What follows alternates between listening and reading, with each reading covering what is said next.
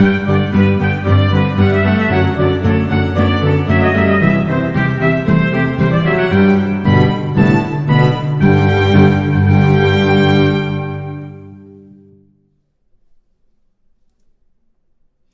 we're back for another GM happy hour. The last one was the record shortest one we've ever done. And it's going to be the lost episode. And so if you missed it, sorry about it. But we're here tonight to talk about one-offs. And I've joined by three fine young gentlemen. How you doing, Griff? Doing good, my friend. Excellent. Don't call me a young gentleman. I'm not a gentleman. But I am young. I'm not young, so what you drinking there? I'm drinking a Filthy McNasty. It's Lovely. It's a Imperial Stout. Awesome. Allard, how are you? Doing well. Been stuck in the house, but other than that, we're good. All right. And Tyler, I think now I'm doing pretty good. Glad to hear it. I hope everybody out there listening is doing well. We are here to discuss one-shots or one-off style games. One-shots can be used to introduce new people to the game or to try out a new system, experiment with class builds, or even provide breaks from like a main campaign. A one-shot is an adventure designed to take place over the course of one session, usually lasting anywhere from 2 to 4 hours, although that is, as we all know, probably a soft time frame. A great way to play the game without requiring a long-term scheduling commitment. The one-shot style is great for all sorts of fun and hijinks. So the four of us are going to take the next couple of hours to discuss how to approach planning for a one-shot, running it, and even possibly creating one of your own. So I'd like to start off with y'all taking a second to just kind of briefly talk about your experience with one-shots. Have you run them? Have you played them? Do you like them? Let's just kind of get the pulse of the situation. We're going to go back the other way around. So we'll start with you, Tyler. So one-shots, I'm very familiar with doing my own homebrew one-shots. I don't run a lot of pre-written content for my one-shots, which is much different than what I do for most everything else. I do pre-written, but I like doing one-shots because it gives me a chance to cater an adventure to a group of people for a short commitment. You get some really fun stuff out of people when you do that. Yeah, I agree. Allard, what about you? Most of my experience with one-shots has been a player under Tyler, actually. As funny as it is, they're always a fun time. Gotta say. And every time I'll just say every time I've played a one shot with Tyler, he's always brought something different, and he's always on his toes, ready to catch us in our bullshit. Most of the time, I have a lot of practice catching bullshit. Yeah, right. It shows. That's like one of your top skill sets, really. Oh, well, when you got players like mine, you really have to. Right? Yeah. I believe it. What about you? Go ahead, Allard. Then I've just recently had my first experience GMing a one-shot at the STF Con. And I'm sure we'll get into more of that kind of detailed stuff later. Sure. What about you, Griff? One-shots are just a home game special for us here at the HLP. We do a lot of one-shot stuff. Mostly, I'd say, we use one-shots to test out another system. So we've played a lot of other systems using a one-shot because you don't really want to get into like a campaign with a different system that you hardly know the rules of or know if you're going to like it. But I both homebrewed one-shots and played pre-written one-shots. Pathfinder and Starfinder are great for that because Paizo does the society scenarios, which are generally a 4-hour playtime session. So it's kind of like a pre-written cut and dry one shot. Right. So I've done those. I've done homebrew ones. Usually my homebrew ones turn into multiple shots. That's the experience I've had with Tyler, man. Too. Yeah. I feel you there. A few with under Tyler as well. And they, 4 hours I'd say is about halfway through. Most of his one shots. Yeah. Having fun. Yeah. Well, so one of the reasons that we're doing one shots is, as Allard mentioned, we recently were all kind of part of the Southern Tomfoolery convention, and there was one shots galore for the weekend, and it was just kind of fresh on our mind.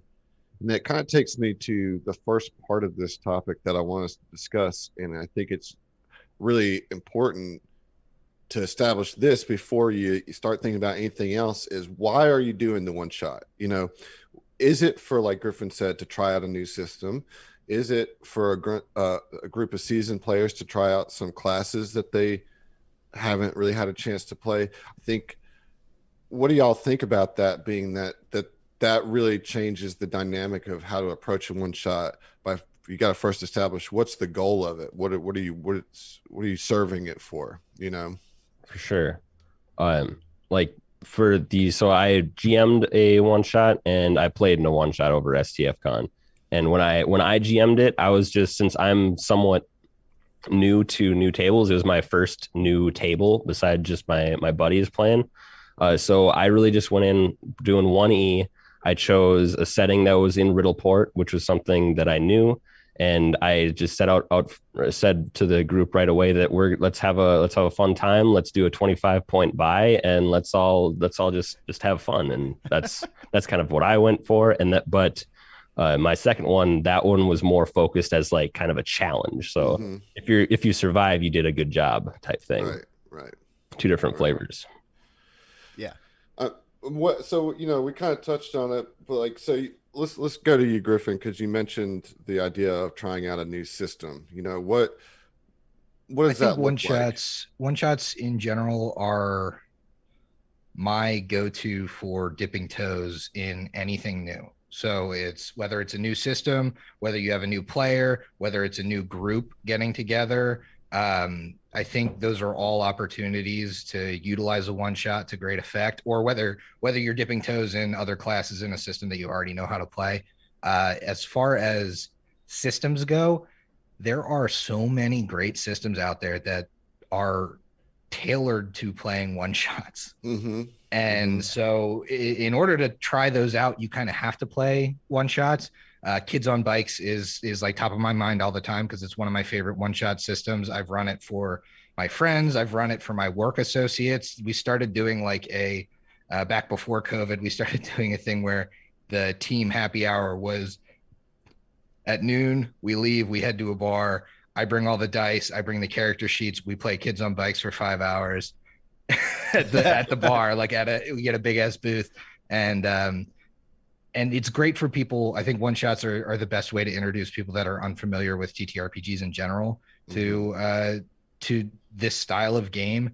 A lot of great one-page systems are perfect for one shots. Lasers and Feelings comes to mind, that are just very theater of the mind, but a very good stepping stone for people that don't have a ton of tabletop experience to start getting into the mindset of role playing and playing a cooperative game. Right. And I think one shots really appeal to the board gamers out there, the folks that really enjoy board games and maybe haven't taken the step to tabletop. Getting them invested in a one shot is a lot like a board game night or a board game session, and gives your newbies that opportunity to play something that generally would require a commitment without having a commitment. They're also great for groups that just can't meet regularly but really want to play together. So right. I wouldn't say you always use them for a new system, but they're also like the best way for GMs to get to play. So. Right. That's true. Yeah.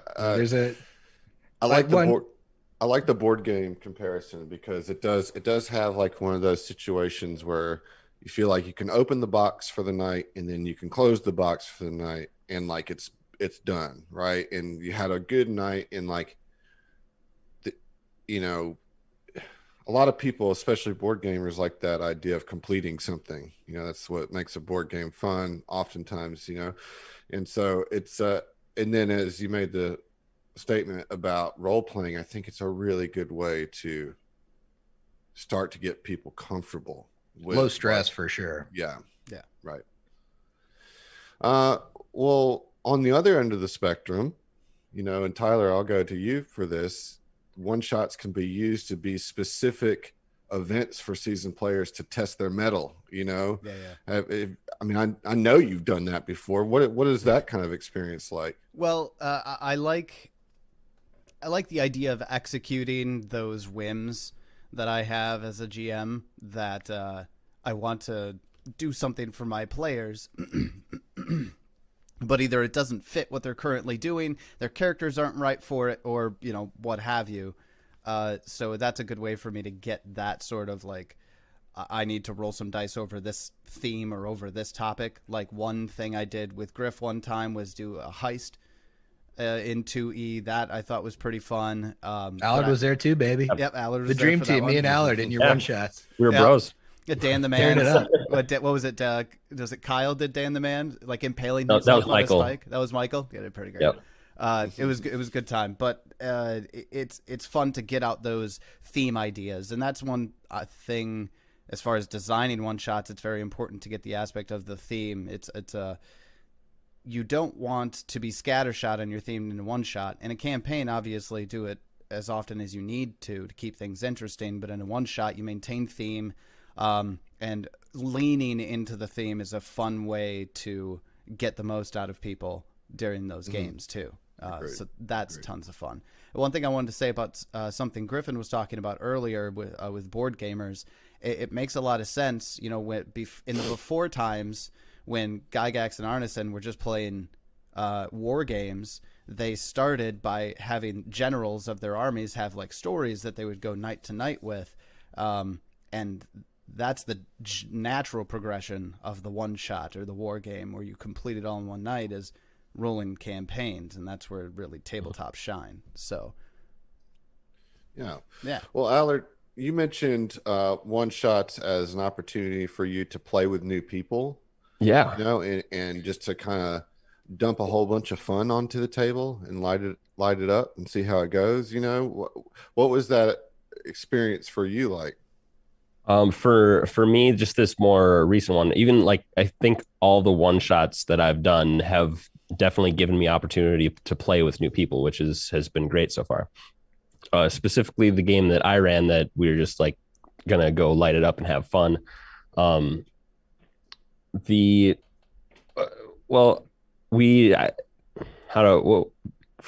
that question again for me. Sorry, I lost my train of thought. Well, Kinda just like preambling. like Basement fumes. if we're talking about like purposes to play one shot, right? And one of the ones that we talked about is just an opportunity to have fun and kind of meet new players or try something new. For you as a GM was playing with different players and then like just having fun with it, because it's a one shot, so like all the stakes are in that night, so you can go crazy with it. Like what I was just asking you to speak a little bit about the fun factor of one shot. Gotcha. So when you kind of do it more for the fun factor, you can have you're way more loosey goosey with like the rule of cool, and just like having the players feel like they're like superheroes or badass adventurers or something like that. So to kind of facilitate that a little bit more, I chose an adventure that was less about combat, and there was like specific moments where they would have to RP or like play a drinking game in the Church of Caden Colleen, or try to coerce, go try to sabotage an enemy base. So it's not a lot of things that are going to come at you and be like super dire, but it's things that the players can be creative in how they solve the challenge or the goal that they're trying to get, and they can do it with way more options than just to go in and hit it with a sword or blast it with a spell. For example, they had to go talk to the high priestess of the Church of Callistria, and instead of actually doing that to go retrieve an item from her, one of my players, I was super loose with their characters. I didn't check their items or anything. He's like, well, I have this flute of summon rat swarm, whatever it's called. So he instead of going in and talking to them and trying to get the thing, he Pied Pipered, filled the place with rats. Everybody left. Another guy snuck in invisible and went and stole the thing. So just kind of if your goal is to have fun, you're gonna let that happen instead of just be like, now you got a pissed off crew of church goers who are gonna beat you up if you enter. Well, so yeah, I mean, there's all sorts of reasons to engage with one shots, and that's kind of what I was wanting to establish here before we get into the nitty gritty of it, And I'll speak just because I just recently had to do this, but oftentimes you are going into one shot specifically for a community event. That's when you go to conventions to play games, or if you're doing like fundraising games and stuff like that, you set up a bunch of one shots so a bunch of people can play, and for me, that's the other appeal of it too, is that you can have multiple games going on in a community event like that are all self-contained, and as opposed to trying to run a module over a weekend or something like that. It just creates a lot of opportunity to play, and so I think that there's a lot to be said about the value of one shots, and there's many different reasons to run them, but all those different reasons mean you have different approaches about how you're going to do it. And again, before we go into that too much, I think one of the next key thing about one shots is being aware of pacing, because that is a really big factor that comes into one shots that seems like, well, if I just follow this printed adventure that's supposed to be done in 3 hours, then everything will be fine, right? And that's not always the case. So I wanted to kind of move the conversation to about pacing and some tips and tricks that we can offer about maintaining pacing, and what are some of the ways that you guys do that and handle that? I think a lot of times the crucial bit where your pacing is the most important is at the very beginning, because a lot of times with a one shot, there's a decent amount of stage setting and a decent amount of exposition that has to be dumped for people to understand what's going to happen. And in addition to that, you got to know that your table might be a bunch of role players that really want to introduce their characters to each other and spend some time RPing with each other. And a lot of times I recommend giving yourself an hour at the start for that kind of stuff. And no joke. I mean, I've definitely run one shots where that stuff is very important to the group and they really want to get their character concepts out there and test out their new funny voice or whatever. And then we look at the clock and it's been 45 minutes and they haven't talked to the first NPC they're supposed to talk to get the story going. And so sure. I think having a lot of times having a quest giver NPC is kind of important in a one shot, just that can deliver the exposition and can also kind of corral that group or be the impetus for putting that group together, so it doesn't seem so we meet in a taverny every time. Oh, don't it's you almost can't do the meet in a tavern thing because of that, right? Everybody wants to do the tavern stuff. I know, but it's you're well, it's so tropey now, right? Yeah. Well, and for exactly that reason, that's a great way to start a campaign, maybe. But that's not a great way to do a one shot. I know I've learned that the hard way, right? Right. Yeah, I mean, it's interesting because for me, a good one shot that's designed, it allows for all of that characterization to come out throughout the planned events of the one shot. So as you're saying, Griffin, you have to plan for part of the events of the one shot, whether you're writing one or you're running one, that's going to be the RP section. You can't assume that there's not going to be a point to where these characters are going to want to talk to each other, and how do you integrate that into the action of what the one shot is, Yeah. And because Griffin's right. I mean, 30 minutes at a minimum for introductions, especially if you're playing with a table that nobody knows anybody at the table. I mean, you have real life introductions that you got to get through first, and then you start talking about character stuff, and don't forget about those introductions because they're important, because it, as we've said time and time again on this show, the table vibe is the most important thing to having a good game. And so if you're skimping on those introductions, you're risking something blowing up later that maybe could have been ironed out early on. I think if you want to use, like, if you want your encounters to be the impetus for role playing, like, and introductions, you should start your one shot in media res, so that you limit the 30 minutes that happens at the beginning and allow that to happen through your planned encounters in the one shot. So that's one way to maybe avoid all the characters introducing themselves one by one thing. But by the same token, like we had in Tyler running us through a heist scenario, it's like part of the heist is you son of a bitch, I'm inning. Everybody, right? Like that's part of that's a huge part of the heist. So absolutely, absolutely. You know, so like in that scenario, I don't recommend in the middle of the action. I recommend, you know, build the squad, see who wants to start the squad and build the squad. I mean, because that's how heists go, right? That's and it has to classic fit scene, you know. the theme That's too. first act. Yeah, I know a guy. He's a great lock picker. So I did something during STF Con that I haven't done before to cut out that beginning part and get to the action, which was to start the adventure with me describing them having walking through the desert for, you know, X number of days, and then explain, flashing back to the time, you know, before you were thirsty in this desert, this is how you got here. And then I would go back to them in the desert and go, okay, what are you doing? Right.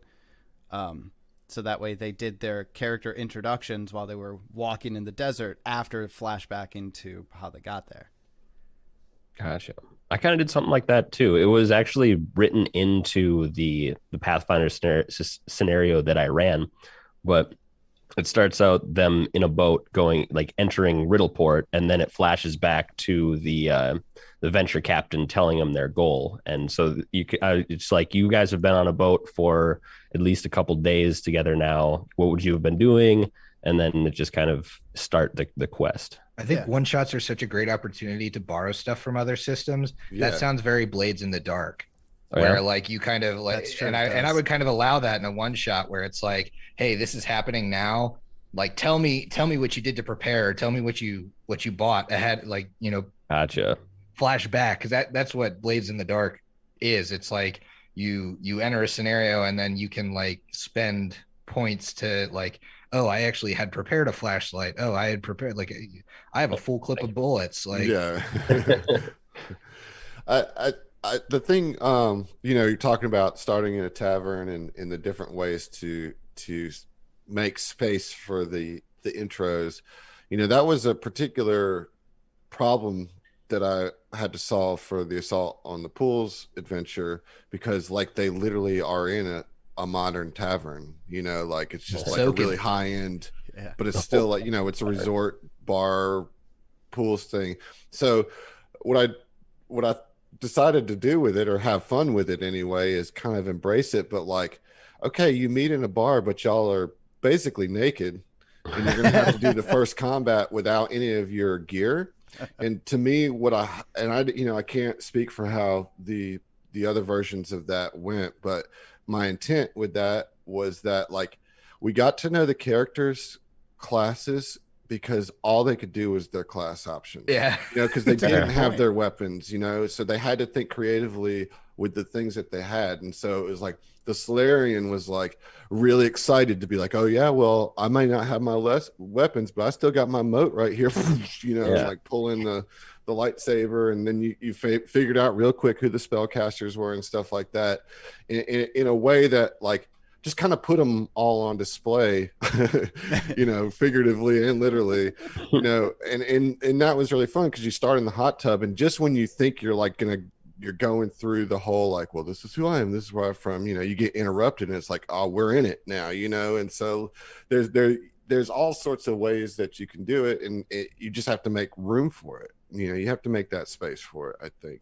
And I really love the idea of the starting in media res or doing the Blaze in the Dark thing, because, you know, you just want to make sure that you're still pushing forward during those times, you know. Yeah, for sure. One thing when I'm homebrewing,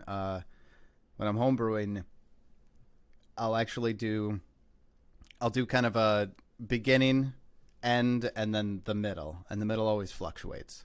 I'll have like 4 or 5 different encounters that I'll make the skeletons of, and then when I'm taking the group through the shot, I'll kind of get a good idea of how they're vibing for the one thing or another, and then I'll just pick whichever encounter feels the most appropriate for them at that moment, right? Okay. Gotcha. That's how I do. That's actually how we do almost all of my all on the tables. I like that too. That's kind of how, not in the same way where there's so many encounters to choose from, but that's how like the society scenarios flex between levels. They'll Yeah. add like a scenario, or they'll add an encounter, or they'll tone down an encounter, or they'll be like, hey, this guy starts a combat naked without his sword. If you're level 1, and he's ready to fuck shit up at level 5. Right. So with the pacing, we're into it. The characters have gotten there. Inevitably, combats are the wild card, because of the dice, and depending on the skill level of the group, it's a combat that you might think is going to take 30 minutes takes an hour, or a combat that you were thinking is going to take 45 minutes, they wipe in 12 minutes. And you're like, oh shit, I got 30 minutes more to go. What were some of the things that you guys do to manage that? I don't. And that's part of the reason Guys, you want to play for 10 hours? I mean, yeah, Okay. that's part of the reason. Then we'll do all the mine, combats. Yeah, mine always go too, but I generally don't. Well, and I don't run pre-runs, right? So I still just pick and choose. If I pick one middle part, and then that middle part takes forever to do, let's just go right to the end after that. We'll make it happen. Well, yeah, you have that plug and play with different pieces that you can. Yeah, that's a really great bit of structure advice to do if you have that ability to kind of have like little note cards, if you will, and pull the one that is working for the time that you have remaining. I mean, that's great. Yeah.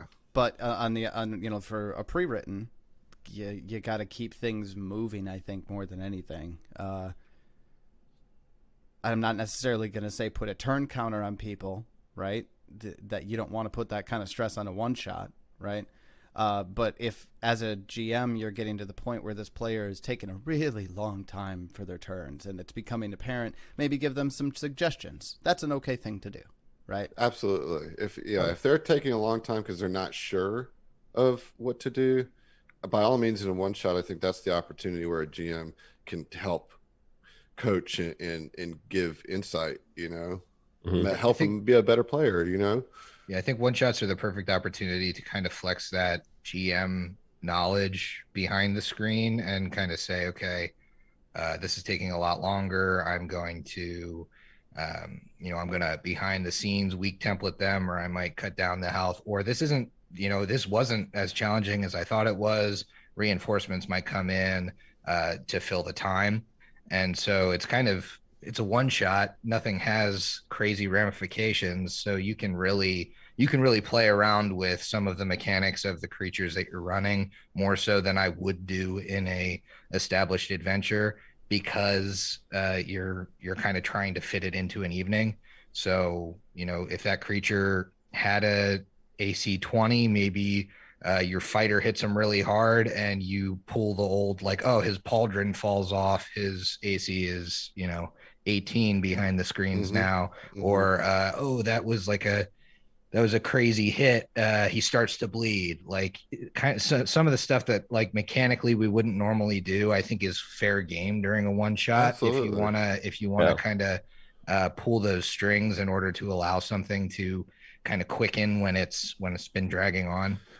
I mean, like, also, if it's pretty apparent that the party has the situation handily taken care of, like, you don't have to grind through every last hit point, like if a character gets a good hit and that would leave your enemy with 5 hit points, and you're pressed on time, like, don't go a whole nother round just to make them go through the work of knocking those extra 5 hit points off. Because here's the reality.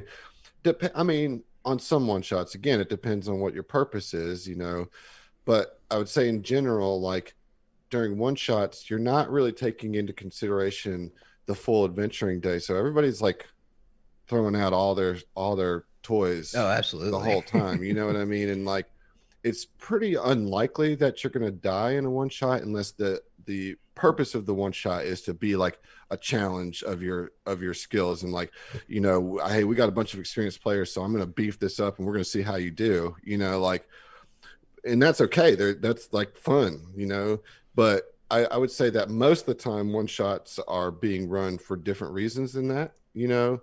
And that, so it's okay that you can just kind of fudge some of those kills just to clear up the battlefield, so they're not just wasting time going through trash, you know. Yeah. I've also heard it, like, it probably works better when it's like the final one boss type fight. That's where they got to fight for it. The final boss, they got to get it, you know. I've also heard, just as like a time, when you're working with time constraints, instead of giving the boss, like, instead of sticking to their hit points, you can be like, all right, at 9:45, the next hit after that is going to be the final hit on the boss. Ooh, that's and then you idea. know that you're going to be kind of finishing on time.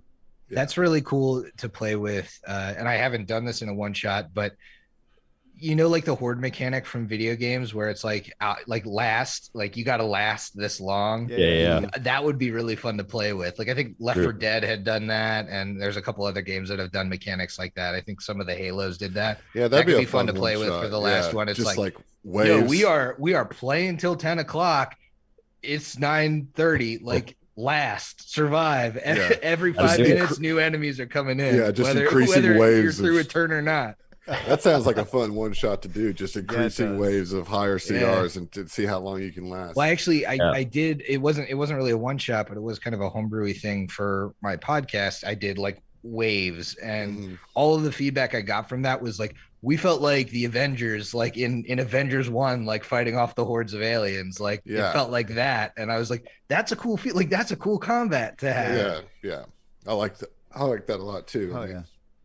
it's definitely something that could be done really well. And I guess that kind of speaks to some, like, one shots allow you, you know, back to what you were saying, Tyler, about themes, is that like you can dig into a theme and it like be really fun for a one shot that would maybe be tiresome if it was extended beyond a one shot, you know, like if you know, you wouldn't want to do multiple sessions of wave fighting, but like one night of just grinding out would be fun. Hell or for yeah. example, Heath's game where they did the Monster Hunter thing, like that's a fun, like, all right, let's all just gear up and try to take down one monster that's like way bigger than us and see how we can do, you know, like that's not something you want to do continually, but doing it every now and then as like a fun, like, center around this theme is something that one shots are really good for. Yeah. And as a player tip, one shots can be good for like maybe a highly specific character that might end up being annoying to play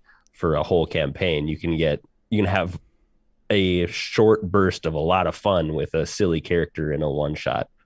That brings up an interesting point. How much do you, because I tend to, when I run a one shot, I give the theme of the one shot so that people can make characters for that one shot. But that influences the power balance too. Because say I was going to say Night of the Living Dead one shot, and everybody comes in with their divine caster characters or their paladins or their inquisitors or whatever, just to wreck shit. Yeah. You have to consider that, okay, if I'm everybody sorry, wants to I do meant that, no clerics or paladins allowed. well, if everybody wants to do that, like I might have to do APL +4 for the final encounter, because they all have all the tools specific for this. Right. Just like Tyler, your heist thing, we all came in as like part rogues. Right. Right. And well, in that, to an extent, I'm shit testing the party. Like part of my themes for that is, all right, here's what you get to work with. And basically the types of enemies you'll likely be facing, build to counter that, right? Then I can look at the encounters I build and go, they'll be fine, right? So I get to increase the challenge a little because they know ahead of time, and that's fun for me too, you know? Yeah.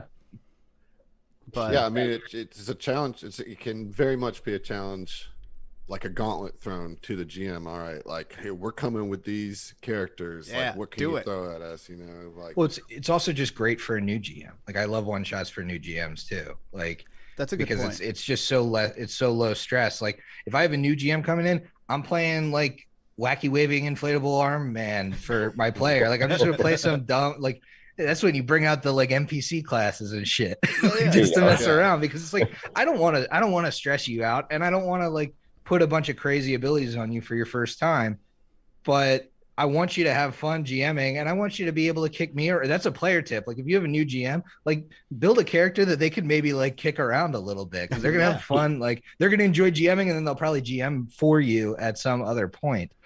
But one thing I wanted to kind of get the room's opinion on here is regardless of theme, and I know this will have some variability based off of the theme, but what is your standard build for a one shot? Like I'm talking like X amount of social encounters, X amount of skills encounters, X amount of combats. What's your standard formula?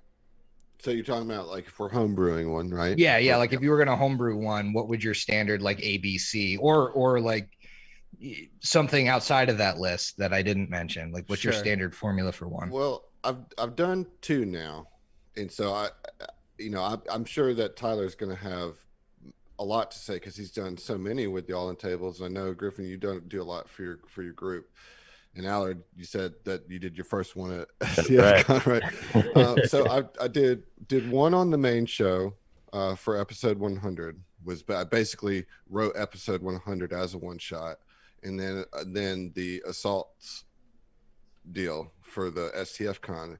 And what I'm working with right now this will probably change as I continue to grow and learn about it, but the way I approached it is that I wanted my first encounter to be something fairly easy that they can do to give everybody a chance to show off what their characters can do, and then have a unique non-combat chunk in the middle, like whether it be a big puzzle or whether it be incorporating some less used mechanics, whether it be like a chase or a heist, for instance, or like a whole diplomatic thing where there's like mechanics involved in trying to get a bunch of people on board or off board or whatever, to where that it's a chance for the players to think outside the box. And like I usually like that to be kind of the big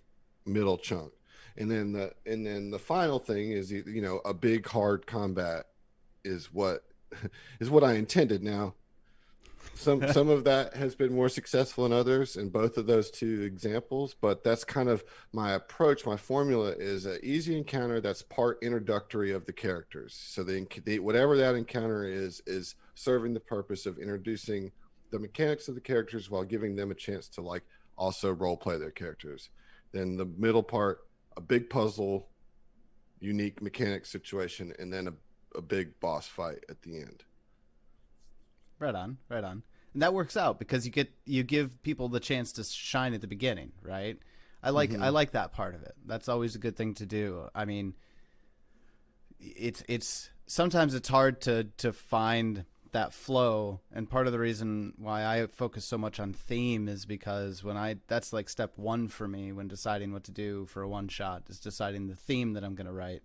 And then from there it's you find the problem and then the cause of the problem and let the players fill in the rest. So like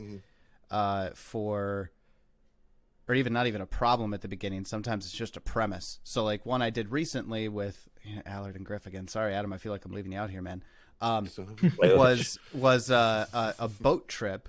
Like a guy is super stressed out, so he takes a boat vacation and brings some of his friends. And the end point that I had in my head was we have to go out with them defeating Algothu Master. Like Fisherman's Day Out to Algothu Masters at the end of it. Like and I let them fill in the gaps, and it was fun because you get to control the beginning, which helps you shoot them in a certain trajectory, and you shoot them towards your end goal, and just let them spin their way there. I know that sounds really loose and fast. That's kind of how I do things most of the time, but that's why I like to have those 5 middle encounters where I'm like, okay, they're going this direction. Let's slot this in here right at this moment, right? But I like starting with a social encounter, no matter what I do. I guess is another thing I like to do. It gets people like talking and kind of in the mood. Yeah. Yeah. Gets the people going. Icebreaker. Yeah. You know, I wish that I had the system mastery to have like 5 encounters that I could just choose from, you know, but like I don't have that really to like just have, you know, because like I'm sitting there like really trying to iron out the middle chunk to be something that I think is interesting. You know what I mean? Sure. And I'm researching a bunch of stuff because I don't have, you know, I mean, with Starfinder, I mean, I'm getting there. You're right. You know, it's not like I'm obviously not an amateur Starfinder player, No, but you know, not by any means, man. You amateur. You've only what hundreds of episodes. right. But I mean, I haven't played a lot of it for one, but you know, as I said, my approach is to like try to come up with something that's like very unique, you know, and so that only because I like puzzles, not for some pretentious reason that like it's got to be unique to be cool. It has to be a puzzle, Adam. But I just like puzzles, you know. How else are you going to make the whole table feel stupid? Right, exactly. My tip, based off of what you just said, is to pick your encounters as creatures that are not overly complex, but have 1 or 2 really cool mechanics, because that helps that really helps you mix and match and throw stuff in that's memorable, but it's not really difficult to run. And it's not something that's got, for one-shots, I very rarely am throwing like a high level caster at people.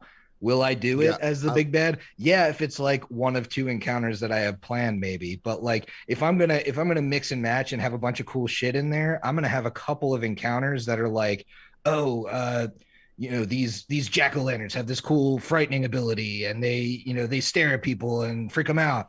And that's the one cool thing they do. And otherwise they just attack people. Or like, you know, you have a couple things that is just like easy, and that lets you run with the whole concept of like, I'm messing with shit behind the screen because this is a one-shot and I need to fit time. It's like the less you have to mess around with, the better.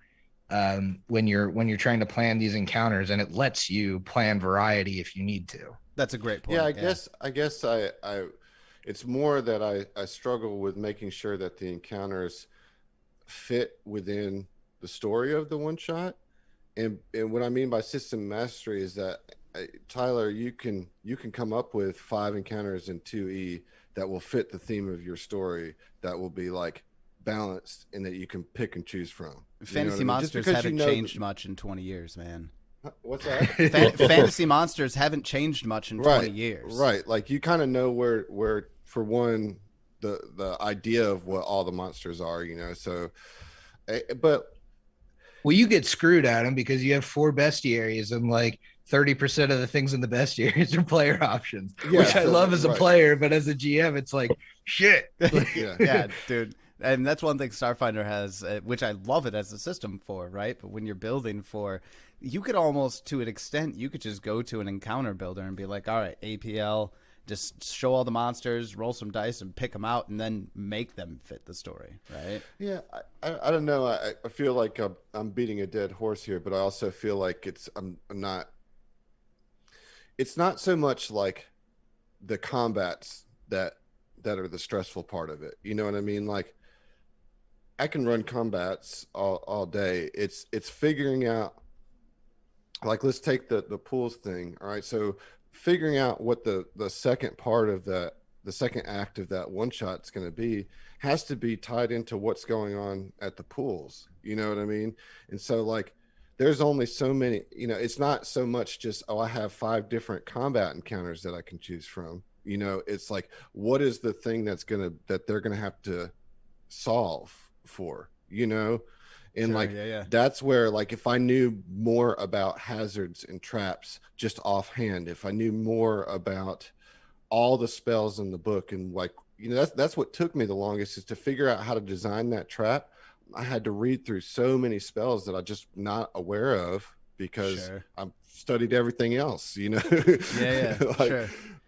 So, because I don't necessarily want to run a one shot that's a bunch of combats. I don't mind playing in one, but like that's not the type of one shot that I want to run.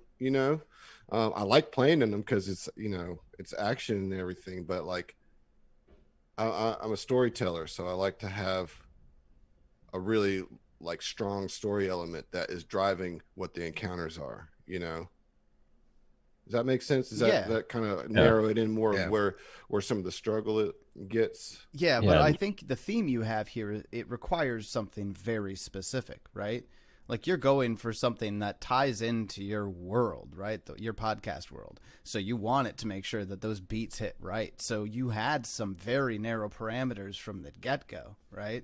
Yeah, so I was just about to say, you're working with like that specific one shot is not only tied to 2 other one shots that are happening around it, but also tied to a specific like that is a very unique circumstance for a one shot. That's fair. And I would say that is not going to be your average person's experience with a one shot. Like they are, in my experience, far more nebulous than that. You can make a lot more things fit. Sure. And that's fair. That's absolutely fair. Like I the only reason I say that is because like now I want to make a one shot that's divorced from anything but itself, right?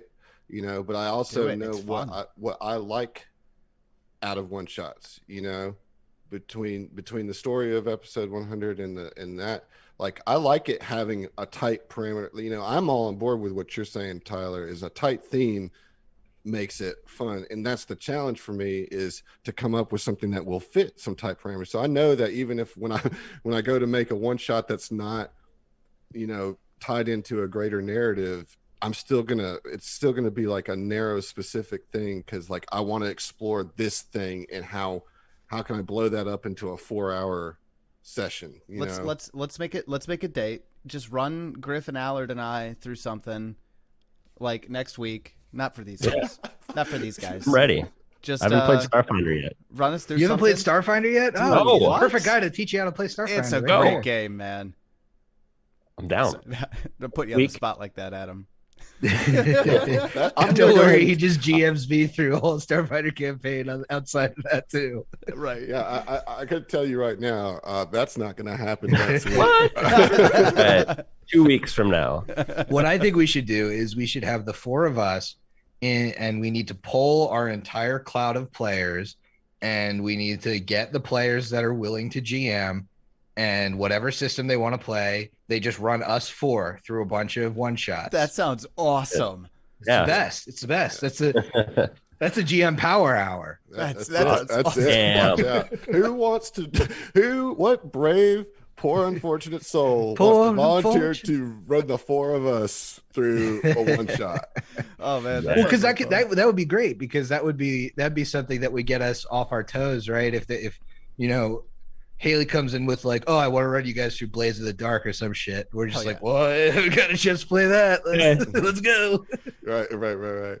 Okay, so I guess this turned into a podcast brainstorming hour. Yeah, we're doing a brainstorming session. I will say just to kind of round out hey, here's my general formula for something. I like to have a skills challenge. I like to have an RP challenge. I like to have a hazard and 2 combats.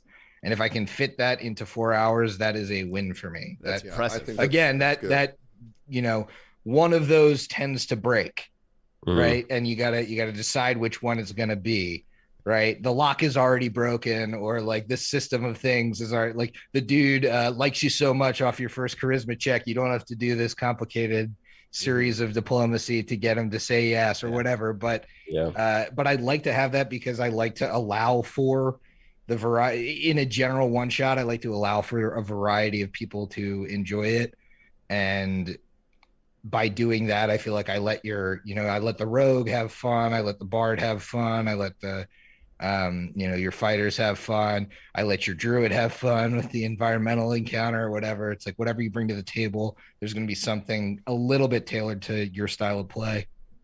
Yeah, I think one of the biggest pieces of advice that we could give is that, and here it is, be willing to improv, because seriously, at a one shot, like whatever the player's creative idea is, like rule of cool should be laid on pretty thick for the most part. Else. Again, there's circumstances that that would preclude that, but like most of the time you want the players to do the craziest shit that they got and like roll with it and see how that works, and then be willing to cut stuff that's either written or that you had planned to get them to the important parts. Like maybe you had this little encounter plan that you thought was going to be funny, but you don't got time for it, so it's out. Or there's a combat that doesn't need to happen, it's out. You plan for 6 hours and cut down to 2 because that's the content you're gonna have to fill 4.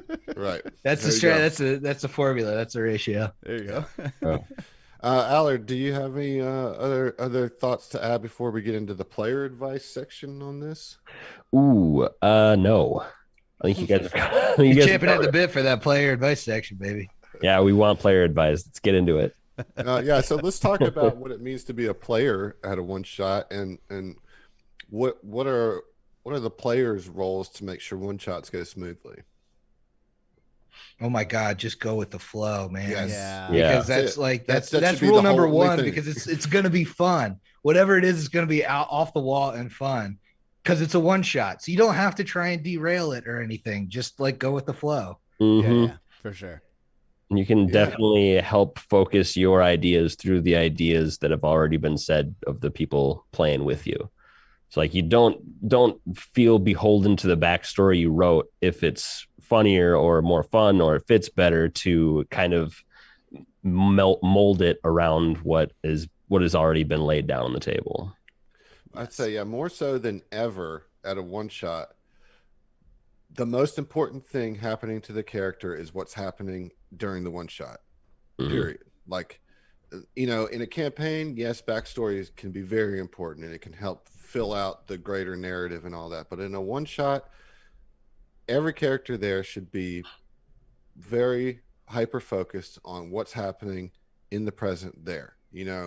There's not time for pontificating about your long lost love that was murdered and that you're trying to, listen to the BBEG of the one shot, baby. Unless it's what if GM advice, make it so.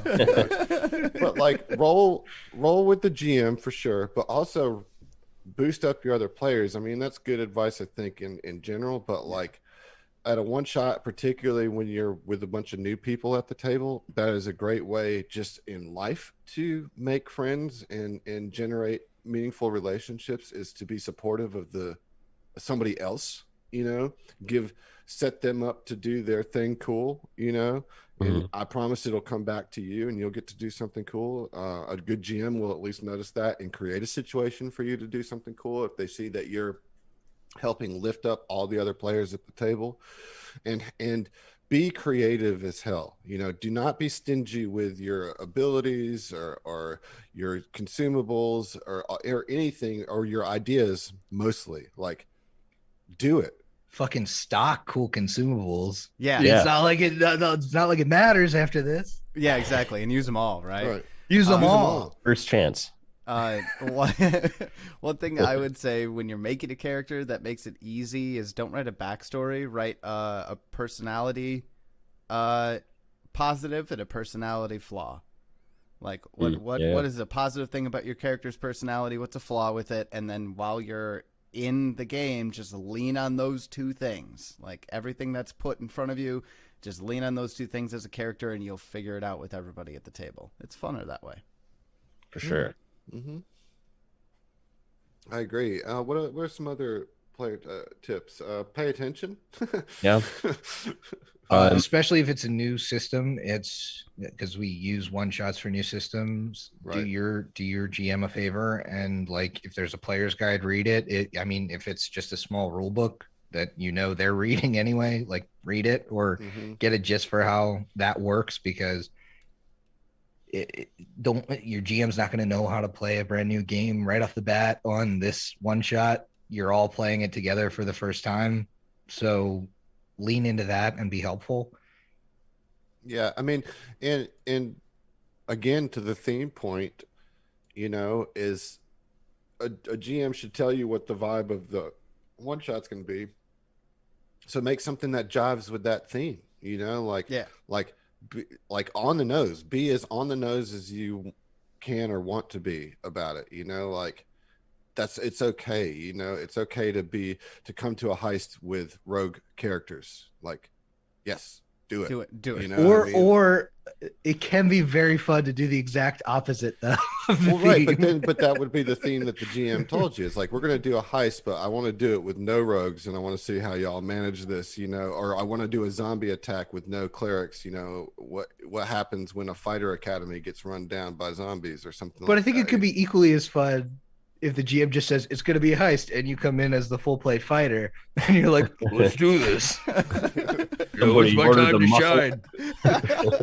Somebody ordered a bodyguard. I polished my plate. I mean, just it's a for this. one shot. It's a one shot. Like me as a GM, personally, like I'm not gonna get mad at you for doing something dumb like that because it's like it's funny. It's gonna be fun at the table to do. I get wanting to play towards type too, but I think purposely playing against type, as long as you're not like being a disruption, can cause some really fun yes and at the table. When you guys fail the collective first stealth check to scope out the place you're heading to. I It's guess like a better way to phrase it is to play aware of the type, and Yes, make something yes. that interacts with it, in some sort of way, and don't make something that either it isn't funny because it's opposite, it just doesn't work. You know what I mean? Like, and then unless it's explicitly a one shot that's meant to show new players how to play, your role as a player is to come to the table having a basic idea of how your character works. You don't have to know it up and down, but you got to know the basics of how it works, For sure.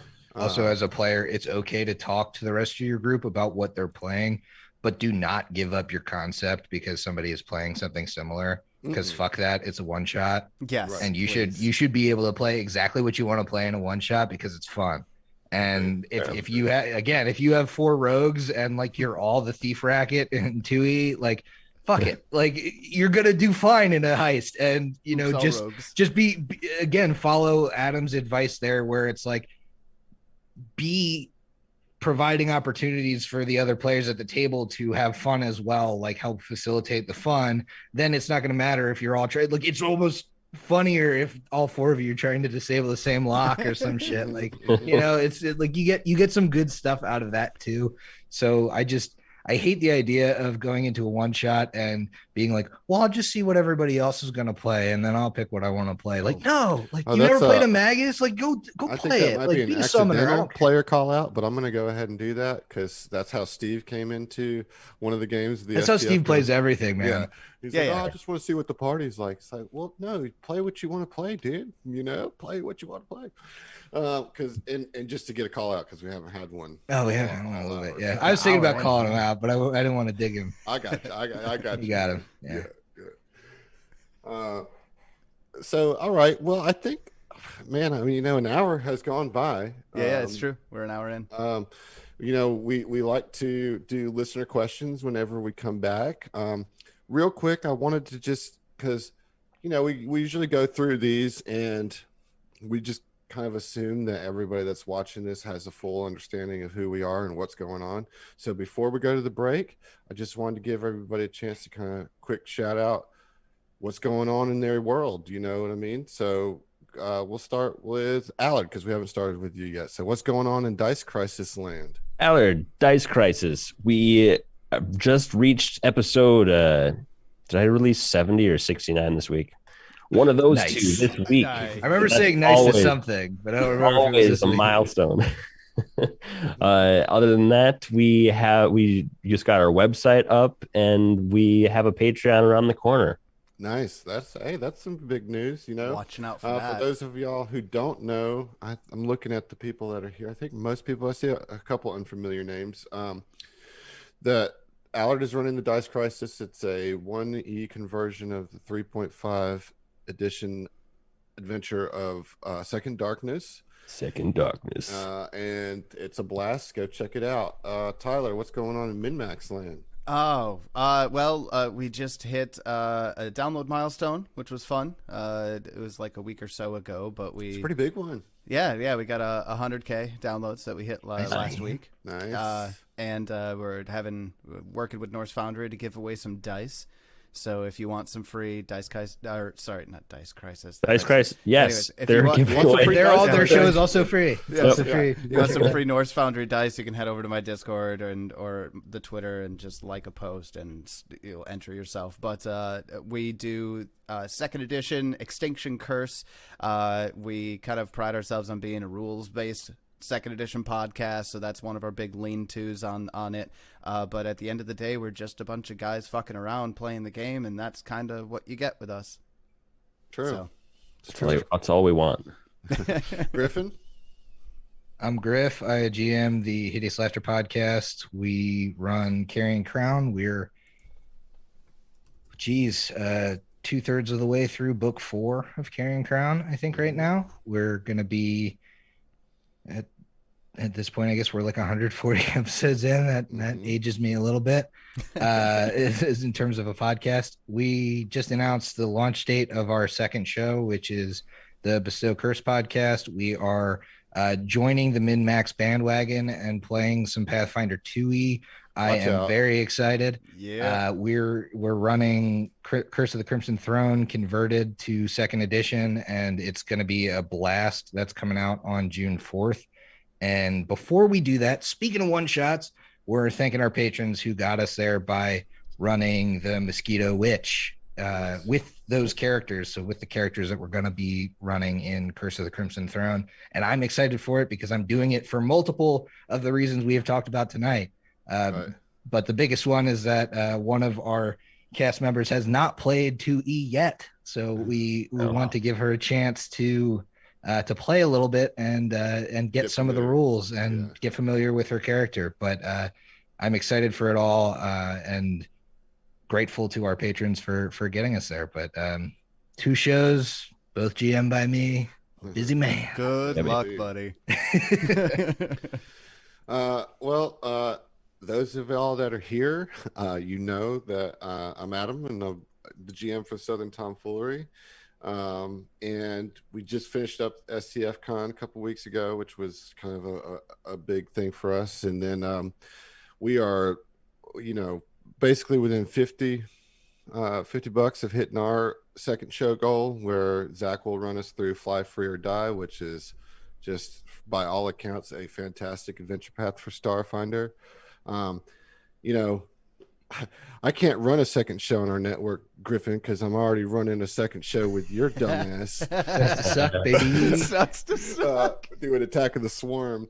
So if y'all don't know, we do have Hideous Tomfoolery, which is kind of a mashup between Hideous Laughter and Southern Tomfoolery, where I'm running Griffin, Steve, and Zach, Emily, and Heath through Attack of the Swarm.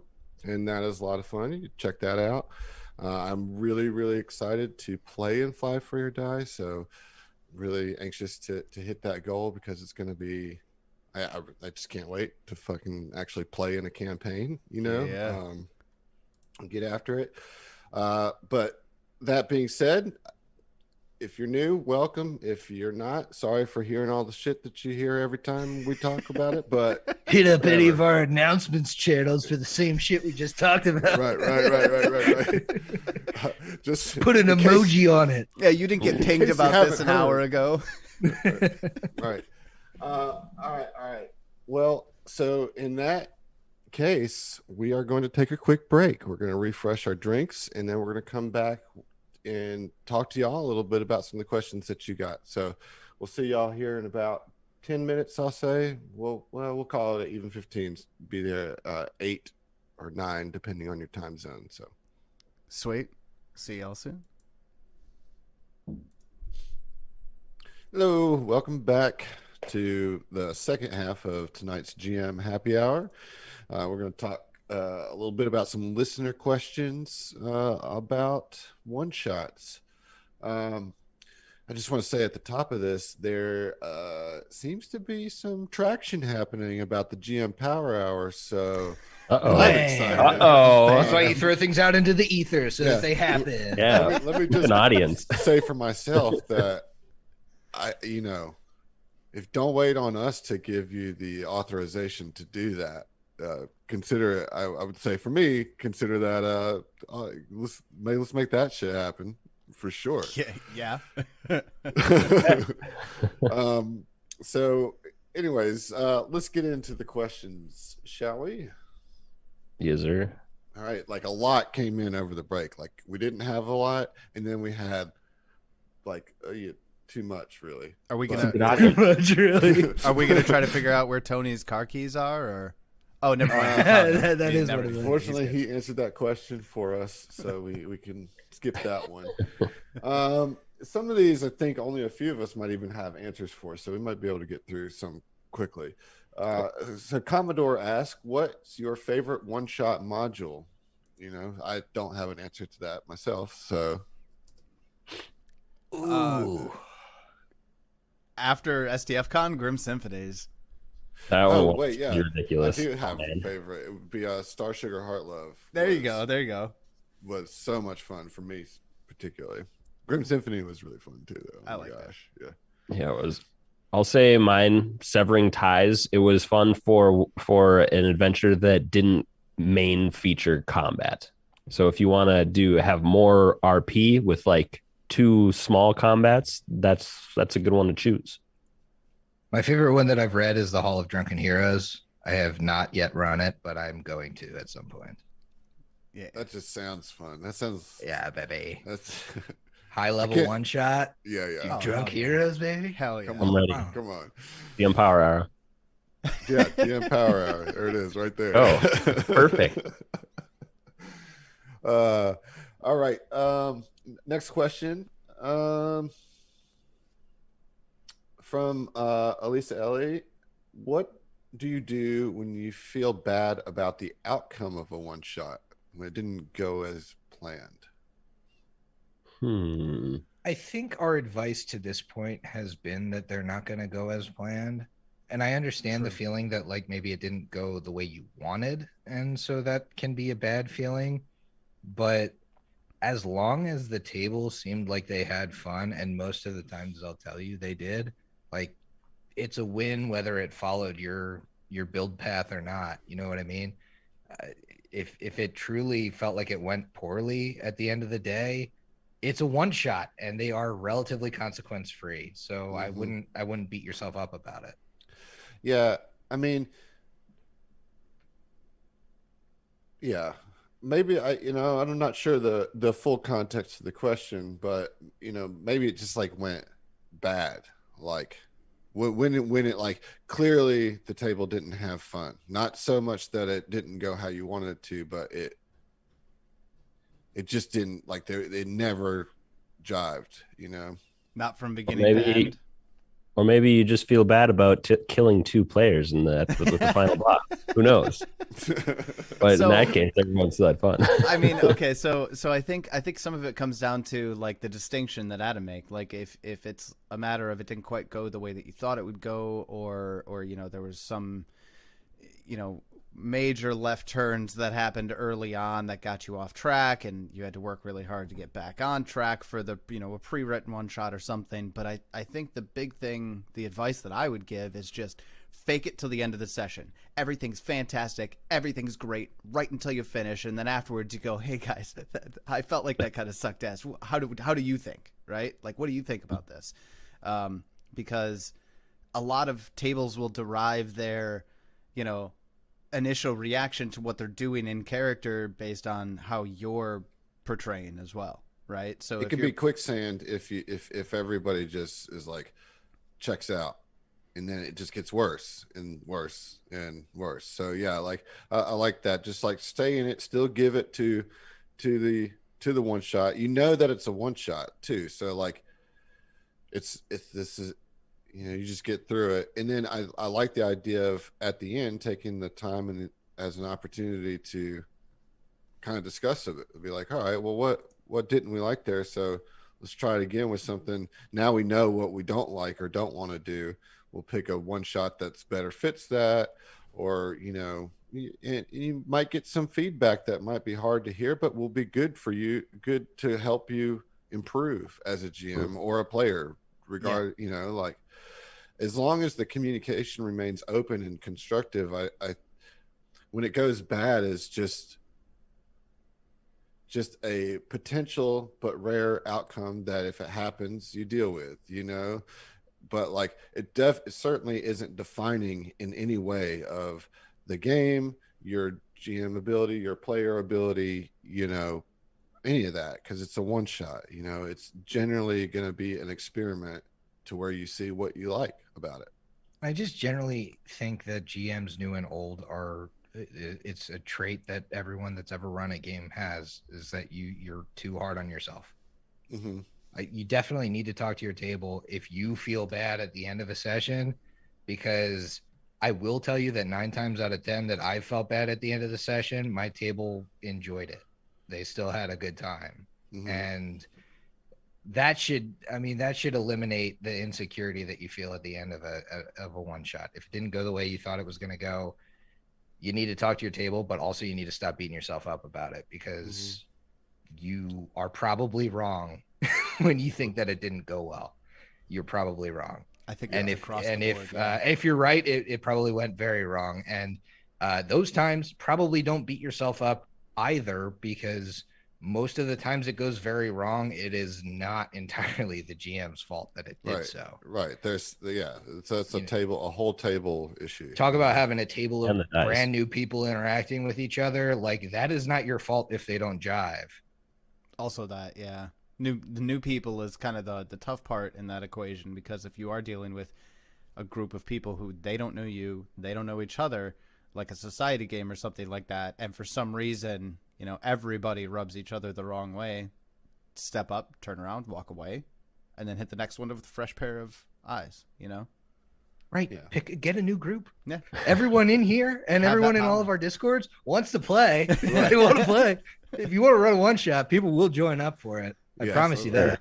Yeah, definitely a one shot. Like, you will get a one shot happening, and if you want a module, pretty likely that, and even an adventure, if you probably could make happen. Yeah, you'd be surprised how many people commit to a whole campaign without thinking about it. Oh, you're running it? Yeah, I'm in. Yeah, let's go. All right. So next question. I think we talked about this a little already. So, like, what I'm going to do is amend the question to proc a short one. Good GM edits happening? Yeah, a little bit. Paraphrasing, if you will. Okay. Interesting. Well, I just lost it. Hold on. Wow. Okay. So Giuseppe's original question is, how much stuff do you prep for a one shot? We kind of talked about that, but I want to say, what percentage out of 100 is prepped for you when you go into one shot, and how much of it is left unprepped? Griffin. Okay, I'd say I prep story beats and I prep the actual mechanics of the monsters and Fail. traps. Yeah, one okay, number. well, I'm One getting number. to the number. So I'd say like 60% is prep. 60%. All right. Allard. 33%. The third. Yep. Dirty third. But not repeating. Like, Oh. not quite to the repeating. Not you know. quite perfectly Not quite a third. third. No. Pretty close though. All right. What about you, Tyler? 50%. 50%? Yeah. I would say in the 2 that I've run, it was 70%, but as y'all outlined, those are very specific cases. So True.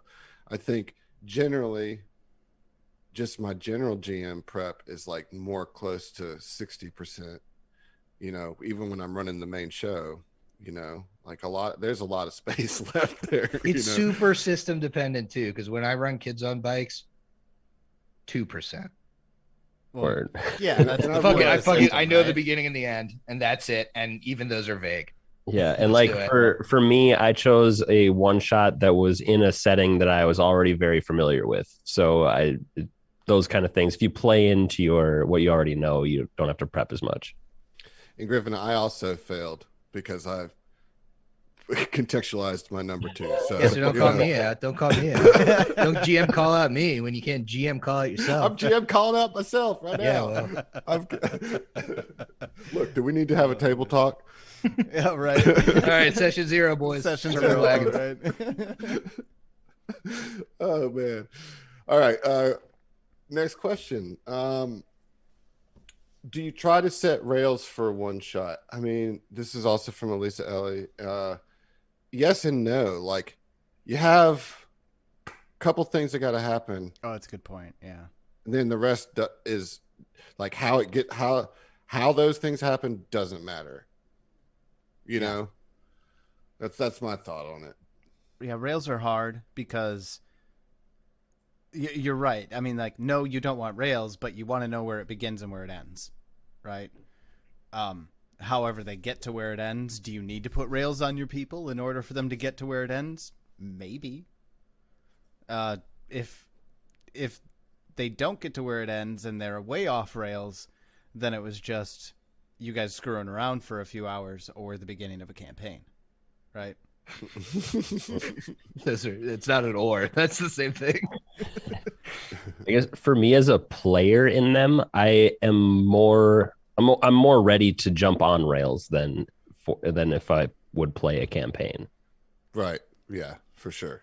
I think it's also like rails are more forgiven when you're under a time constraint. Truth. Right. Just my 2 cents on it. But I mean, I'm more than willing to run a game where people just fuck around for 4 hours too. I don't really care.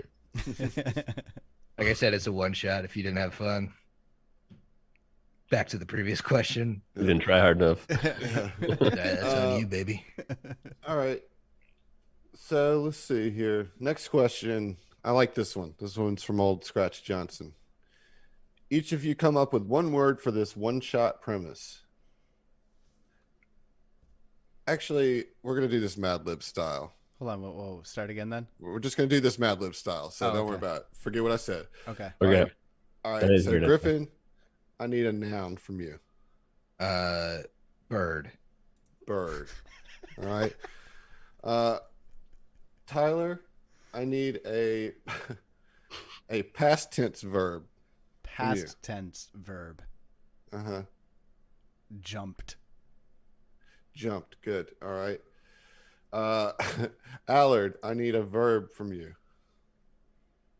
A verb. Fly Bird. It's what you do. or jump fly. And then a noun. We'll go with bagel. Bagel. Nice. Bagel? All right. So Bagel. to answer the question, each of you come up with one word for this one-shot premise. He said, "Oh no, the noun has been past tense verb. Now you have to verb the noun." So here we go. Oh no, the bird has been jumped. Now you have to fly the bagel. That's the one shot. All right, so Old Scratch Johnson, that's the one that you have to run for us during GM Power Hour. Now you have to That's fly the yours that you bagel. have to run. Bagel's the Bird name of a big This shit. this Fly a is. bagel. Did any of you guys watch Dimension 20? Oh yeah. This is the what's the one where they're all toys? Tiny heist. That's what this would be running. Where you need to figure out, you need to fly the bagel, and one of us is like a Lego man. Puts the wings in the bagel. The bird has been jumped, so for some reason, something jumping the bird requires us to fly to it in a bagel. Yeah. Yeah. Or maybe the bird had something specific that the bagel needed to fly. We have to go retrieve that object. Yeah, but the bird has been jumped. Yeah, but the bird got jumped. We don't know So where the now bird is. somebody. Oh no! So now we all get to get really good at tech deck. There you go. Yeah. Oh man, I got some Oh I man! used to be All pretty right, good. all at right, those. acrobatics checks. All right, Old Acrobatic checks in Scratch, these tech decks. you did it to yourself. That's all I can say. You did it to yourself. All right. We got like a whole run of questions from old Jay Pickle. Let's get it, picks. So we're just going to do a little pickle minute. Pickle minute. Pickle minute. It's a new segment here on GM Happy Hour. Pickle with The pickle. minute. All right. So, question scenario: you're all brothers, and the BBEG just took your sister captive in his fortress up in the mountains. What kind of characters do y'all choose to bring together for this manhunt rescue mission? 4 brothers. 4 brothers. Band What, of what brothers. system are we in? Band of brothers. Let's all be say- bards, baby. We're a Oh, band yeah. of brothers. All right. Band of brothers. Yeah. There you go. I love It's like it. we got 2 skalds, 2 bards. We're a heavy metal band. Yes. Yes, that's it. And we're going to get our sister, So who is then our lead singer of the band. Yes. But That's it. who's That's it. who is she captured by, like a sketchy producer or something? This is Tenacious D. This is like the plot of Tenacious D. Right. this is Tenacious D too. Our sister Love gets it. captured. We have to use the pick of destiny to rescue her over the mountains. To rescue our sister Destiny. Yes. Oh, Yes. it's her Tenacious pick. D&D. It's her Band of pick. Brothers. The whole, we have to return her On pick. layers. Yeah. Wow. Amazing. Another beautiful Give- one-shot concept. give us That's, another that's one. another Give us jam another power one. hour right there. We expect you to run that for us, Jay Pickle. We'll see you. We see you when you sign up on the sheet. Man, I already went on the journey with that concept. I'm ready for that. Oh my gosh, incredible! All right. Well, it's funny. His next question is, "What new one-shot ideas do you currently have?" in your head That right that now? one now. You're witnessing it. Yeah. You're witnessing it. I see in the chat that you're a band of dwarven brothers. Yes, the Tenacious D's. Yeah, Tenacious of course. D's. Oh my gosh! Wow. Shit, dude. boy. That's I'll be fantastic. Dalton, the bass player. He doesn't talk much. I- He plays it way up here. I gotta be the drummer. I call drums. I don't know my name yet. It's got to be. Drummer doesn't Peter. have to have a name. No, like, I suppose not really. You could call him drummer. Yeah, mean, he could just uh, be drummer. Like, yeah. if there was a, like, because drummers can just be drummer. It's fine. I'm gonna be. The drummer. They call me Neil Hurt. Neil Hurt. That's one of the scalds easily. Yeah. Oh my gosh! Oh man. Oh wow. Wow. That's, So- that's too good. So all right. when is somebody running us through this? I'm really excited now. Yeah, Pickle's gonna do it. Don't worry about it. All right. All right. So, another question from? We're still in the pickle minute, folks. What has Good been, minute. what has been your favorite moment from a one shot? Oh man. He said he prompted STF Conline or otherwise, since you can go from recent memory if you want, because that's good. Could be hard to sift through all of those potential things, Dude, I gotta do a player call out here. Oh shit! Yeah. Oh, wow. Fucking Heath. We played, and this is straight from recent memory. We played Galarian Gladiators with Tristan ran us through it, and Heath's character found a particularly attractive dwarven woman that we had to. It was all like American Gladiator style events. We had Hell to yeah. climb this rock wall, and in an attempt to woo the dwarven Galarian gladiator that was going against us, he succeeded 3 crit climb checks in a row. Oh my god! With his 3 actions to fucking scale the entire rock wall and woo this woman, like, just because he was like, oh, it's a dwarven female, I'm a dwarf, let's do this. Yeah. 3 crits in a row. Oh, Will you go out that's with me?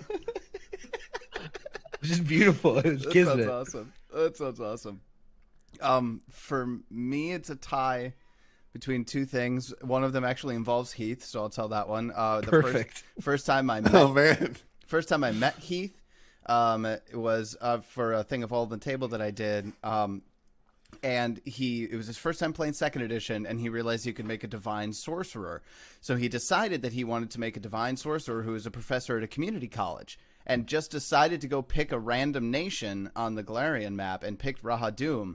So he was a professor of the community college of the divine in Rahadum, and he didn't realize what sort of conundrum he created with that string of words that I've built an entire one-shots off of it. It's great. The other one was probably doing one and watching Griff and Steve hit on each other the entire time. I was gonna Yeah, say that's a that. good- That was fun. A lot of fun with that. That was fun. Oh my god, that's another great one. Was fucking Allard's character in that one? Oh, yes. Actually had me dying of laughter. We played for 8 hours and I was laughing for 7 of it. It was absurd. This The character. saddest Lord Oh. Cutler Beck. No, not Lord Cutler Beckett. Who's the other fucking? Was it Pirates. Beckett? I don't remember if I based it on Beckett from Pirates of the Caribbean or if it Sam was. That's what I Beckett? remember. You It wasn't did, yeah, Beckett? you did. Okay, you did, Commodore Norrington is the other Yes, guy. yes, yes, That yes. was the Commodore one. Norrington was who you based Norrington. it off of, Okay, yeah. yeah, a very, very sad version of Commodore Norrington, who Elizabeth was long gone, and he got roped into a fishing trip. Who had a parrot The that would saddest repeat? champion of Bismara I've ever Yeah. met. I loved how your Oh. parrot would just repeat all of the sad things that you would say to yourself in private. Yep. So great. Also, I took a parrot as a steed, and I shouldn't have done that. Oh yeah, look forward to this one at some point, folks. I'm a little ways through editing it, and it's a goddamn riot. I'm so excited. That sounds Anyways. crazy. For me, I think a recent one was during Grim Symphony. It was like, I don't know, when my Blue Kobold was like had this great plan to discover a whole new style of music from playing through the electrical pulses of dead bodies. Like Yeah. like that was like one of the NPCs we met, you Mhm. know, and like my kobold was like, dude, I'm in on this, you know, I'm like, let's do this, let's invent a new type of music, you know. It didn't happen. Poor We call it Necrobop. Necrobop. I like it. yeah, And I mean, Bob. he didn't make it. So you know, he never got to live his dream as a necrobop. No, you got to exceed your dream by becoming the music. Yeah, I became the instrument. You were a dead body that was turned into music. Yes, I am the chords. yes. I have achieved greatness. Enlightenment but for a just bard. that moment in that campaign where like it just like lined up to where I could say, I was in a moment where I could say yes to that. I was like, hell yes, you know, Yeah. like Mhm. it was great. It was great. I'm not gonna kill you. This isn't Transcend. horrifying. This is genius. Music transcends good or evil. Truly. I mean, Barley Shocktail would agree. Band of Brothers. Band of Brothers. Music will transcends show good you or evil. power You of need to be music. all corners of the alignment chart. Yeah, The family reunion brings us all together. Man. yeah. Dude, Oh, it's it's happening. I getting call it better, chaotic better. evil. Oh, it's happening. Right. That's so bad. I'm going to be the guitarist, the champion of the chords. Lawful Yeah. good. Awful I have to be the keyboard yeah. player again. Again. You hate keyboards. Yeah, but you could be the chaotic good. Like, not only are you good at the keys, but you're also good at being the key, unlocking all the shit. There you go. All right. You're the melody, but you can also influence like the whole harmonic progression of everything. I mean, I know I play keyboards for a living. You know? No, that's what we're saying. It's perfect for the chaotic good corner. Yeah. Yep. Oh man. All right. Let's see. Next question. I think this is the last bit of the pickle minute, so I hope you guys have enjoyed being brined. It's been A pickle power minute. yeah. Call it the pickle 10. Yeah, it's a solid pickle 10. Oh I'll man! leave that All one right. alone. So, what's something that has gone horribly wrong during a one shot you were running, and what did you do to save it? Do you want me to say it? Sure. I played in the Pools of Paradise Oh yeah, round 2 with Emily and broke the middle encounter with Yeah. an ability I had as a as an operative at level 5. I could do the whole true seeing shtick, and so Right. we bypassed the whole middle puzzle. What Emily did about it was fucking kudos to us and let us feel powerful, yeah. which was great. And which is like what I would suggest if somebody like completely stomps on your middle thing. I mean, I wouldn't have been mad if she like completely changed it or whatever to make No, it but more it's like difficult. But it's a viable thing, and you still have to do the rest of it. You know, you still have to you still have to do it. I felt like that was where Emily was like, oh shit, Yeah. my big middle puzzle is gone. Griffin, what have you done? I didn't know it was the big middle puzzle. You have to tell me this beforehand.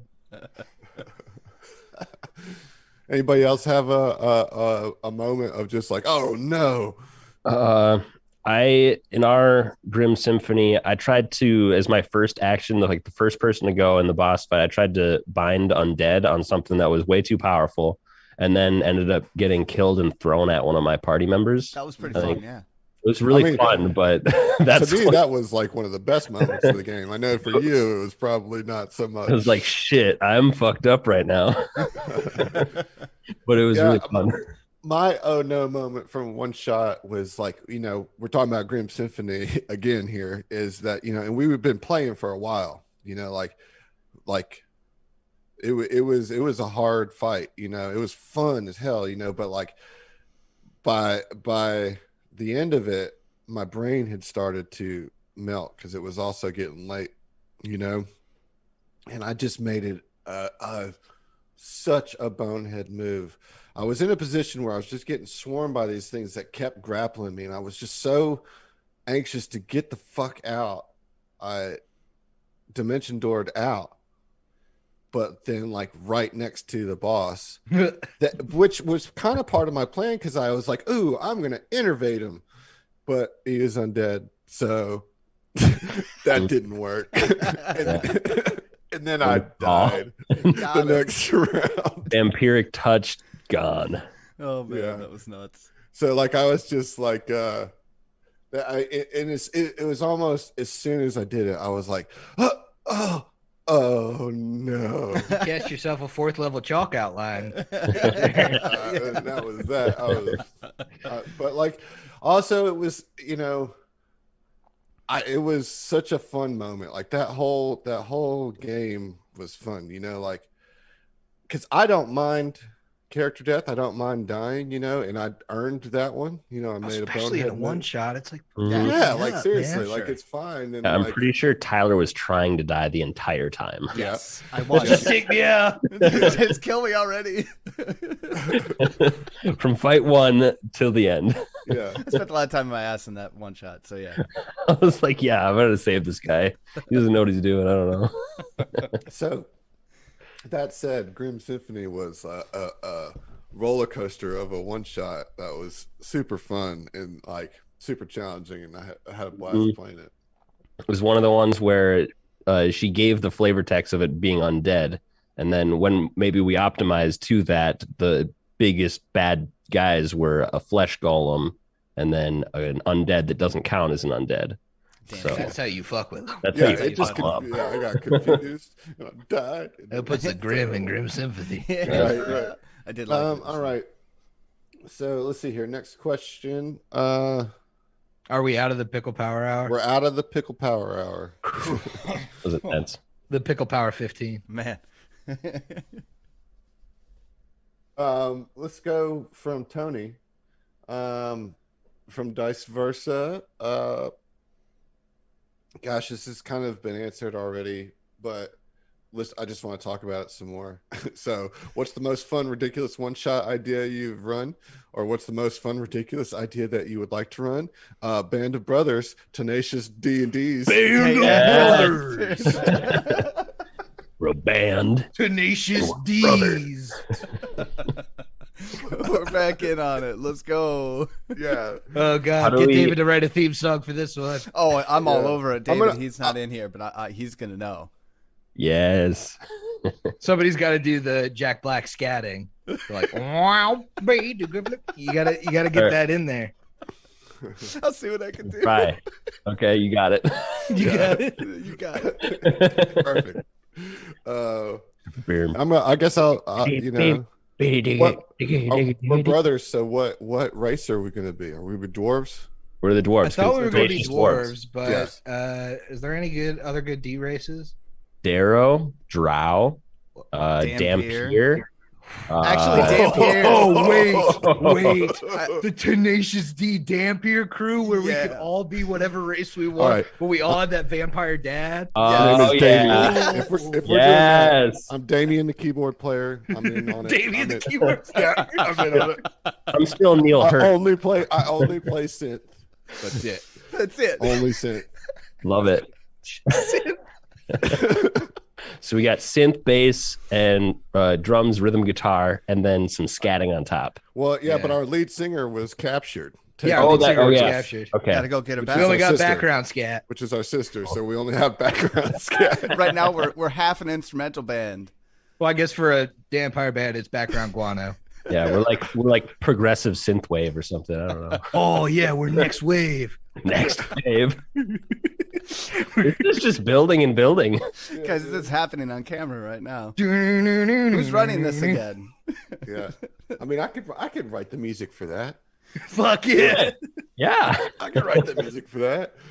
All right, this is it. This is it. Wow, we peaked. Look what y'all From did. here. Look what y'all did. All right, the last question. As always, I like to try to save a weird off the wall question for the end. So this has nothing to do with one shots. And this is from Verdux. How would you describe DMing for a podcast on a resume? Thought about this before. Let's see if I can remember. So you've organized team building exercises. There you go. Strong communication skills. Yep.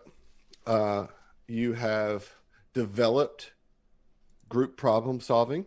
Mm-hmm. Creative thinking. Always put creative thinking on it. I mean, You're a master of scheduling. for sure. Proficient, you could. That's probably a Proficient better way in to put scheduling. it. Instead of, wait, you might give yourself away if you put master of scheduling. Master of scheduling. Game Well, master of I see here scheduling. on your resume I'm that a you have a master- master's in scheduling. Tell me a little bit about that program. Where did you go to school for it? What do you see? G Drive, Gmail, Google Calendars. That's the one. I Social wanted to media say. savant. I'm trying to think of like all of the most non-direct ways of saying podcast, but I don't really think there's. I have experience Communications. running front of house.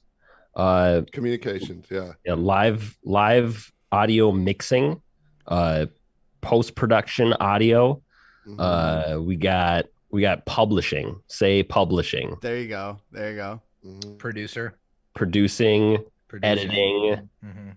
directing. You're a director Directing. now. Ooh. That's Yeah. a nice one. Now it Every- sounds like you're overgrandizing. Yeah, adapting multiple scripts to fit a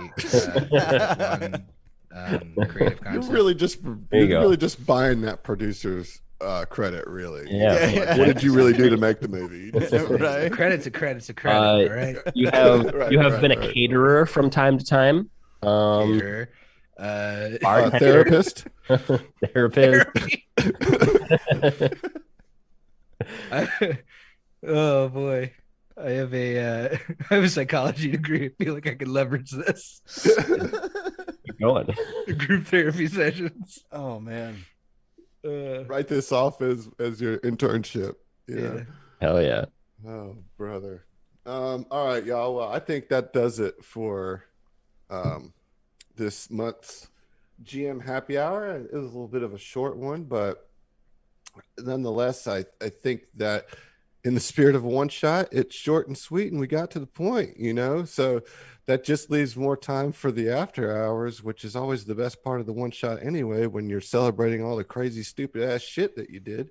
So if you want to join us, you know where to go. When you For have those four of you listening at vampire YouTube, brothers. Yeah, be we have live more- next time. We have more talk to do about the Tenacious D's. Oh, Yeah. right? we're about to develop the whole We're thing. about to- It's gonna happen, right? Yeah, yeah, Oh man, we're about to take this thing to market. yep. Love it. We gotta stress test this concept. So head on over to the after hours voice chat. Peace.